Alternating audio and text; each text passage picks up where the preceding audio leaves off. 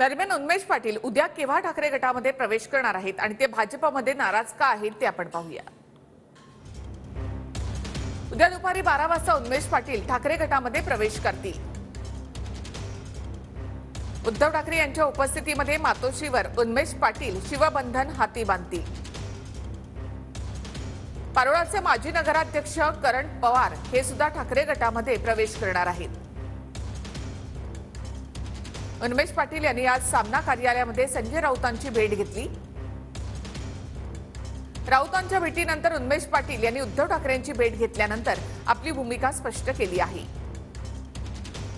2014 मध्ये उन्मेष पाटील चाळीसगाव मतदारसंघातून भाजपच्या तिकिटावर निवडून आले होते। 2019 मध्ये भाजपने जळगाव लोकसभा मतदारसंघातून उन्मेष पाटलांना तिकीट दिलं होतं। 2019 मध्ये उन्मेष पाटील जळगाव मतदारसंघातून मोठ्या मताधिक्याने निवडून आले होते। मात्र आता उन्मेष पाटलांच्या जागेवर स्मिता वाघ यांना उमेदवारी जाहीर झाली, त्यामुळे उन्मेष पाटील नाराज झाले।